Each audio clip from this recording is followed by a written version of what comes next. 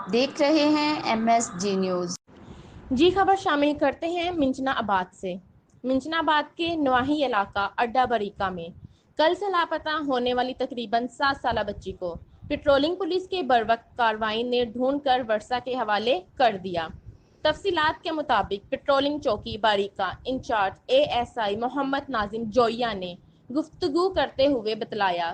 ہمیں ملا ہے چھوٹی بچی ہے، یہ کل دوران گشت ہمیں اطلاع ملی کہ ایک بچہ گم ہوا ہے، تو آج گشت کے دوران ہمیں وہ بچی ہم نے ٹریس کر لی اور اس کے والد کا نام وہ بتا رہی تھی اپنے کا، اس والد کے نام پہ ہم نے سرچ کرتے ہوئے اس کے والدین کو تلاش کیا ہے اور ان کے حوالے کر رہے ہیں کہ کل ہمیں اطلاع ملی تھی کہ باریکہ سے ایک چھوٹی سی بچی کل سے لاپتہ ہے، جس پر ہم نے دوران گشت بچی کو ڈھونڈا اور بچی کی نشاندہی پر اس کے والدین کو ڈھونڈ کر آج بچی ان کے حوالے کر دی ہے، جس پر بچی کے والدین نے پیٹرولنگ پولیس کا شکریہ ادا کیا اور انہیں ڈھیروں دعائیں بھی دیں۔